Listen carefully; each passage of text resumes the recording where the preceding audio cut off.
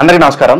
ఇవాళ మన స్టూడియోలో ప్రముఖ ఆధ్యాత్మికవేత్త ఆస్ట్రాలజర్ హరి రఘుపురి గారు మనతో ఉన్నారు. వారితో మాట్లాడదాం. మేడం నమస్కారం. మేడం నమస్తే. మేడం, సెప్టెంబర్ నెలలో ధనుసు రాశి వారికి ఎలాంటి ఫలితాలు ఉండబోతున్నాయి కాస్త వివరించండి. తప్పకుండా.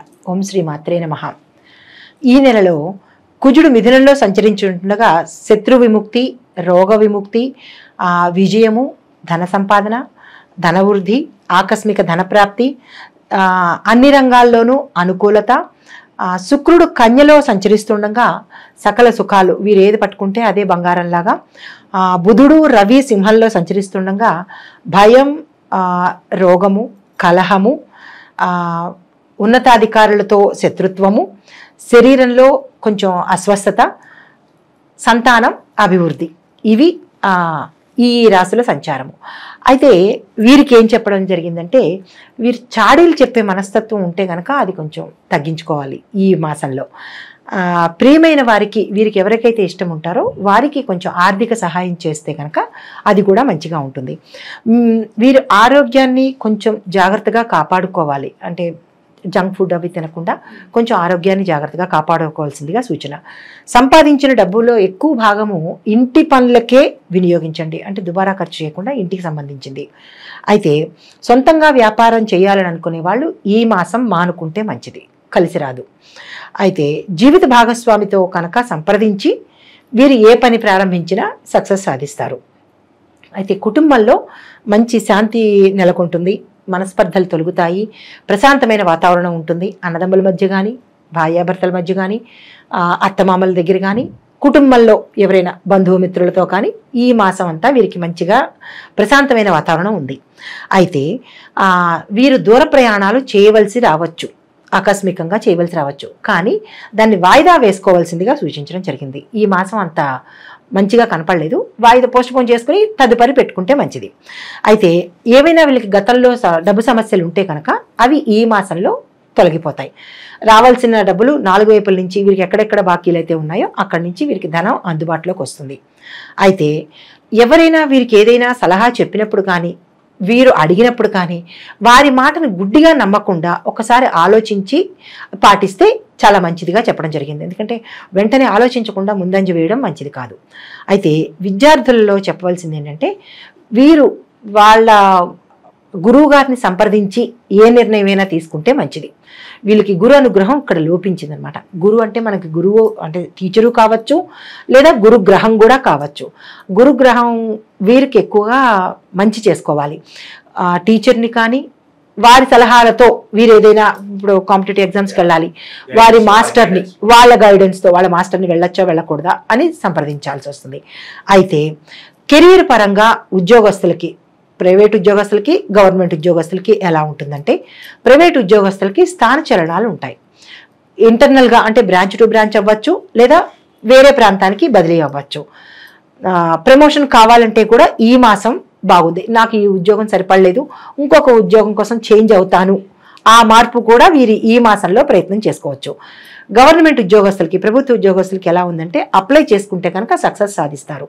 లేదు నేను ఇందులో ఉన్నవాళ్ళు ఆల్రెడీ అందులో గవర్నమెంట్ ఉద్యోగస్తుల్లో ఉన్నవాళ్ళు వేరే ప్రాంతానికి బదిలీ కావాలి అంటే ఈ మాసంలో 2వ వారం కనుక ప్రయత్నం చేస్తే వారు అనుకున్న ప్రాంతానికి బదిలీకి వెళ్ళే అవకాశం కనబడుతుంది. వీళ్ళు ఇంట్లో కుటుంబ పరంగా చూసుకున్నట్టయితే కనుక పిల్లలకి ఎవరికైనా వివాహం కాని వాళ్ళు ఉంటే వివాహ యోగం ఈ మాసంలో కలుగుతుందనమాట. తర్వాత అవివాహితలకు కనుక ఈ మాసంలో మాట ముచ్చట్లు జరుపుకుంటే వారికి వివాహం అయ్యే అవకాశాలు కనపడుతుంది. అంటే వివాహ యోగ్యం వచ్చిందనమాట ఈ మాసం.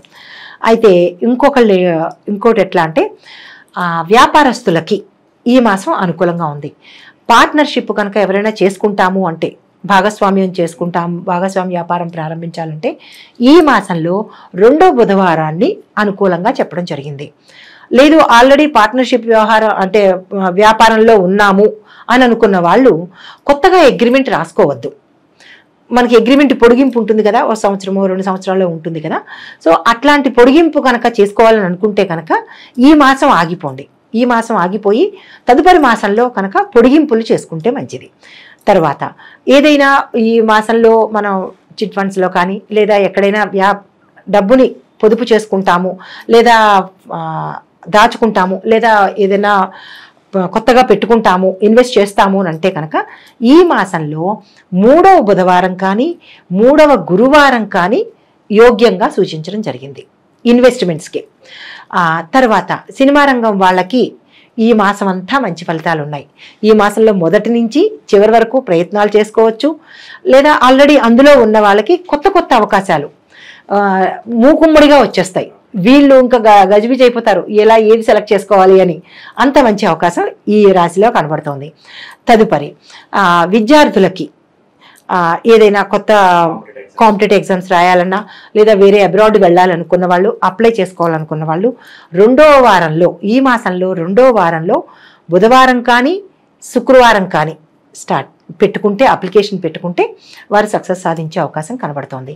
తర్వాత ఈ మాసంలో ఈ ధనస్సు రాశి వాళ్ళు ఎవరైనా సరే కొత్త ఆస్తులు కొనుక్కోవాలని అనుకున్నప్పుడు, భూమి కానీ ఇళ్ళు కానీ, లేకపోతే ఏదైనా సరే వాళ్ళు కొత్త వాహనాలు కానీ కొనుక్కోవాలి అని అనుకున్నప్పుడు ఈ మాసంలో ఏ వారమైనా సరే కానీ బుధవారాన్ని ఎంచుకుంటే మంచిది. 4 వారాల్లో బుధవారాన్ని ఎంచుకుని కొనుక్కోవాలనుకున్న ఆ ఆలోచన కానీ చేసుకుంటే మంచిదిగా సూచించడం జరిగింది. బుధవారం తప్ప ఇంకే వారము అనుకూలంగా లేదు. తర్వాత వీరు పూజించవలసిన వినాయకుడిని మహాగణపతిని పూజించాలి. మహాగణపతిని గరికతో పూజించాలి. మోదకాలు నైవేద్యం పెట్టాలి. ఏ రంగంలో ఉన్నా సరే, విద్యార్థులు కానీ, ప్రైవేట్ ఉద్యోగస్తులు కానీ, గవర్నమెంట్ ఉద్యోగస్తులు కానీ, కళారంగం కానీ, లేదా రాజకీయ రంగం కానీ, ఏ రంగంలోనైనా సరే ఈ ధనస్సు రాశి వాళ్ళు మొత్తం అందరికీ కూడా ఇది యోగ్యంగా చెప్పడం జరిగింది. అయితే సంతానం కోసం ప్రయత్నం చేసేవాళ్ళు మంగళవారం కానీ లేదా ఆదివారం కానీ వినాయకుడికి లేదా సుబ్రహ్మణ్యేశ్వర స్వామికి ప్రత్యేకించి పూజలు చేసుకుంటే సత్సంతానం కలిగే యోగం కనపడుతోంది. అలాగే మేడం, ఈ రాశి వారు ఎటువంటి పరిహారాలు చేసుకుంటే వీళ్ళకి మంచి ఫలితాలు పొందే అవకాశం ఉందంటారు? ఈ రాశి వారు గురువుని మెప్పించాలి. విద్యార్థులు కానీ ఎవరైనా సరే గురువుల్ని మెప్పించాలి. అంటే గురువులని అంటే మన గురువులను కాదు, గురుగ్రహాన్ని మెప్పించాలి. గురుగ్రహానికి సంబంధించిన పూజలు కానీ, జపాలు కానీ, గురు మంత్రం కానీ చదువుకోవాలి. లేదా గురువుల ఆలయాలు దత్తాత్రేయుడిది కానీ, షిరిడి సాయినాథుడిది కానీ ఈ ఆలయాలు సందర్శనం చేసుకోవాలి. ముఖ్యంగా ఏంటంటే రవికి జపం చేయించాలి. రవికి మాత్రమే జపం చేయించాలి. రవి జపం చేయించడానికి కుదరదు అని అనుకున్న వాళ్ళు రవి గాయత్రి చెయ్యండి. రవి గాయత్రి కూడా చెయ్యలేను అనుకున్న వాళ్ళు ఆదివార నియమాలు పాటించండి. 4 ఆదివారాలు వస్తాయో 5 ఆదివారాలు వస్తాయో ఈ మాసంలో వచ్చిన ఆదివారాలు ఉదయాన్నే లేచి రాగి పాత్రలో నీళ్లు తీసుకుని సూర్యుడికి ఎదురుకుండా ఓం సం సూర్యాయ నమః అనే మంత్రం చెబుతూ 108 సార్లు కానీ వాళ్ళ శక్తి అనుసారం అర్ఘ్యం కనుక ఇవ్వగలిగితే మంచిదిగా చెప్పడం జరుగుతుంది. తర్వాత ఇది చేసుకోలేను అని అనుకున్న వాళ్ళు మనకి సూర్యుడికి సంబంధించిన ఒక చిన్న పరిహారం ఏంటంటే ఎర్రని బట్టలో ఒక పటిక ఉంటుంది కదా, ఆ పటికని పెట్టి తూర్పు దిశ వైపు కనుక పెట్టుకున్నట్టయితే మంచి ఫలితాలు కనబడతాయి. ఇది కూడా చేసుకోలేమంటే ఇంకా అవ్వదు కదా, కాబట్టి ఈ నియమాలు పాటించితే మంచిది అనిపిస్తుంది. సెప్టెంబర్ నెలలో ధనుసు రాశి వారికి ఎలాంటి ఫలితాలు ఉంటాయి, అలాగే వీరు చేసుకోవాల్సిన పరిహారాలు తెలియజేసినందుకు ధన్యవాదాలు మేడం. నమస్తే.